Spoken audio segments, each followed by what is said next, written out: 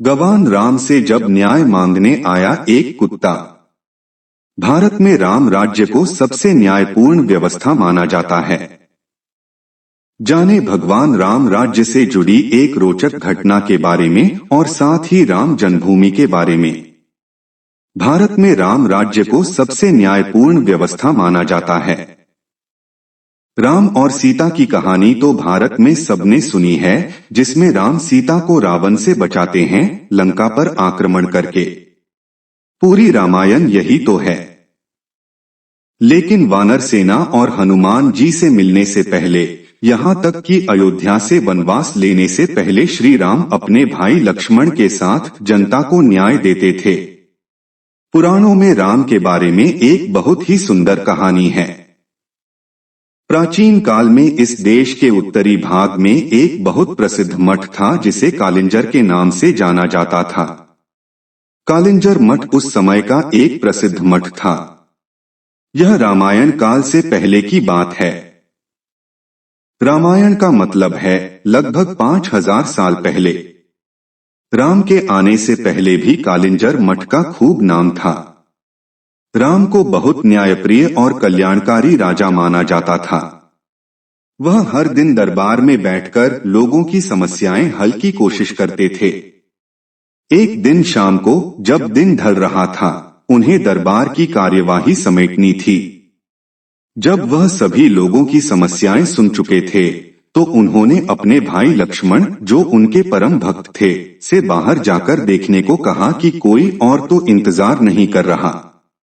लक्ष्मण ने बाहर जाकर चारों ओर देखा और वापस आकर बोले, कोई नहीं है।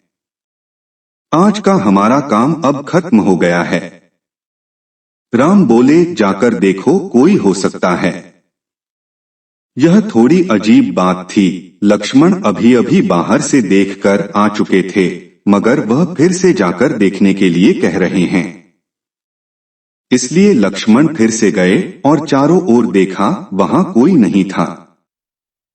वह अंदर आने ही वाले थे, तभी उनकी नजर एक कुत्ते पर पड़ी जो बहुत उदास चेहरा लिए बैठा था और उसके सिर पर एक चोट थी। तब उन्होंने कुत्ते को देखा और उससे पूछा, क्या तुम किसी चीज का इंतजार कर रहे हो? कुत्ता बोलने लगा, हाँ, मैं राम से न्याय चाहता हूँ। तो लक्ष्मण बोले, तुम अंदर आ जाओ, और वह उसे दरबार में ले गए। कुत्ते ने आकर राम को प्रणाम किया और बोलने लगा। वह बोला, हे राम, मैं न्याय चाहता हूँ। मेरे साथ बेवजह हिंसा की गई है।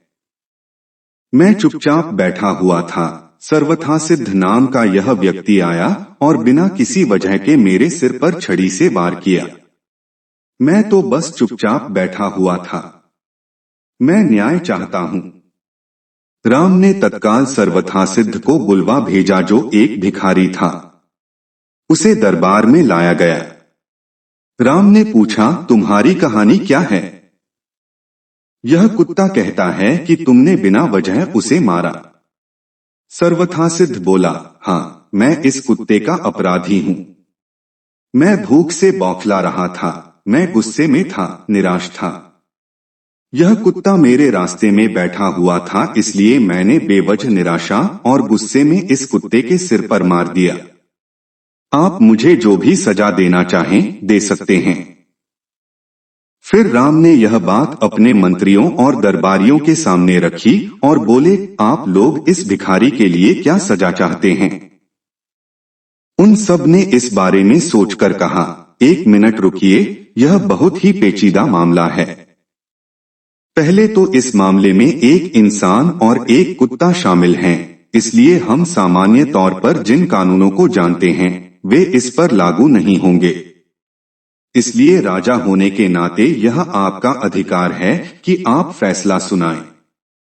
फिर राम ने कुत्ते से पूछा, तुम क्या कहते हो? क्या तुम्हारे पास कोई सुझाव है? कुत्ता बोला, हाँ, मेरे पास इस व्यक्ति के लिए एक उपयुक्त सजा है। वह क्या, बताओ? तो कुत्ता बोला, इसे कालिंजर मठ का मुख्य महंत बना दीजिए। राम ने कहा, तथास्तु। और भिखारी को प्रसिद्ध कालिंजर मठ का मुख्य महंत बना दिया गया। राम ने उसे एक हाथी दिया। भिखारी इस सजा से बहुत प्रसन्न होते हुए हाथी पर चढ़कर खुशी खुशी मठ चला गया। दरबारियों ने कहा, यह कैसा फैसला है? क्या यह कोई सजा है? वह आदमी तो बहुत खुश है। फिर राम ने कुत्ते से पूछा, क्यों नहीं तुम ही इसका मतलब बताते?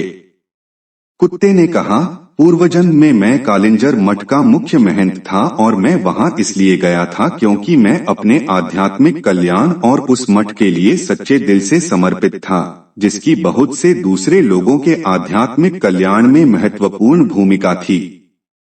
मैं वहां खुद के और हर किसी के आध्यात्मिक कल्याण के संकल्प के साथ वहां गया और मैंने इसकी कोशिश भी की।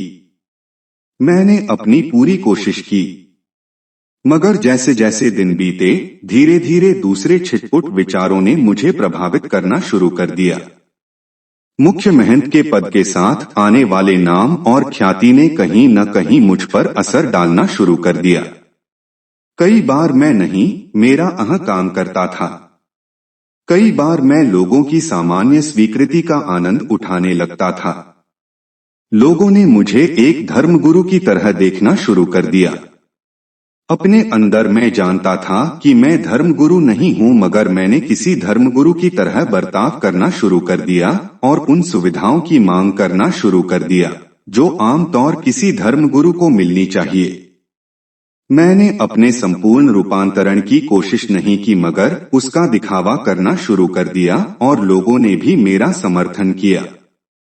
ऐसी चीजें होती रहीं और धीरे धीरे अपने आध्यात्मिक कल्याण के लिए मेरी प्रतिबद्धता घटने लगी और मेरे आसपास के लोग भी कम होने लगे। कई बार मैंने खुद को वापस लाने की कोशिश की, मगर अपने आसपास जबरदस्त स्वीकृति को देखते हुए मैं कहीं खुद को खो बैठा। इस भिखारी सर्वथा सिद्ध में गुस्सा है, अह है, वह कुंठित भी है, इसलिए मैं जानता हूं कि वह भी खुद को वैसा ही दंड देगा जैसा मैंने दिया था। इसलिए यह उसके लिए सबसे अच्छी सजा है। उसे कालिंजर मठ का मुख्य महंत बनने दीजिए। तिथि निर्धारित करने की वैज्ञानिक प्रक्रिया के अनुसार राम का जन्म 5016 ईसा पूर्व हुआ था, जो करीब करीब 7000 वर्ष से थोड़ा ज्यादा है। 7000 साल पहले जब दुनिया के ज्यादातर हिस्सों में शासक बर्बर हुआ करते थे, राम ने एक राजा के रूप में मानवता, त्याग और न्याय की अद्भुत भावना दिखाई। उनका राज्याभिषेक बहुत कम उम्र में ही हो गया था, मगर कुछ सरल परिस्थितियों के कारण उन्होंने राजगद्दी छोड़ दी। ऐसी छोटी मोटी परिस्थिति को ज्यादातर लोग अनदेखा कर देते, मगर राम उसे अनदेखा नहीं कर सकते थे क्योंकि उनके अंदर न्याय की भावना बहुत प्रबल थी।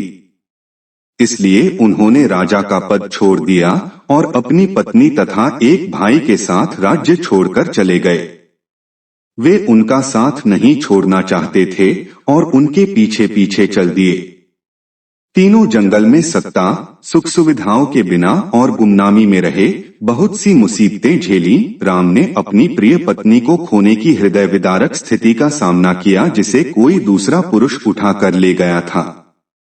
उन्हें एक युद्ध लड़ना पड़ा और उनके जीवन में बहुत सी दूसरी दुर्भाग्यपूर्ण घटनाएं हुई, मगर इन घटनाओं के दौरान भी उन्होंने न्याय और निस्वार्थ भावना दिखाई और किसी स्थिति में सबसे बदतर चीजों के लिए खुद तैयार रहे। राम राज्य। भारत में राम राज्य को एक न्यायपूर्ण राज्य व्यवस्था के पर्याय के रूप में जाना जाता है। यही इस देश की सुंदरता, संयम और अनोखी प्रकृति है। सारी अव्यवस्था, भ्रम और भ्रष्टाचार की स्थिति के बीच से अचानक कोई बढ़िया उदाहरण सामने आकर हर किसी को चकित कर देता है। भारत के तौर तरीके हमेशा से ऐसे ही रहे हैं। जब हर किसी को लगता है कि यह संस्कृति नष्ट हो गई, हर सीमा से परे भ्रष्ट हो गई, तो अचानक कोई बहुत बढ़िया उदाहरण आपके सामने आ खड़ा होगा जो आपको सोचने पर मजबूर कर देगा, हाँ अभी एक उम्मीद है। ऐसा अक्सर होता रहता है क्योंकि अव्यवस्था में हम सबसे बढ़िया काम करते हैं। जब बहुत ज्यादा व्यवस्था होती है तो हमें समझ नहीं आता कि कैसे काम करें। भारतीयों का व्यवस्था में बहुत दम घुटता है, उन्हें थोड़ी अव्यवस्था चाहिए होती है।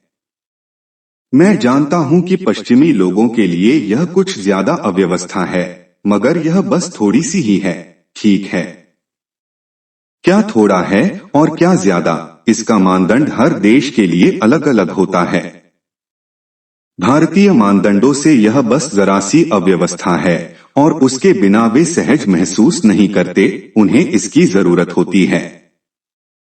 उन्हें यहाँ एक दूसरे से थोड़ा टकराने की जरूरत पड़ती है, वरना उन्हें एक दूसरे की कमी महसूस होती है।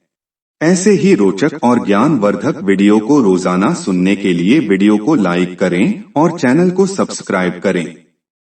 धन्यवाद।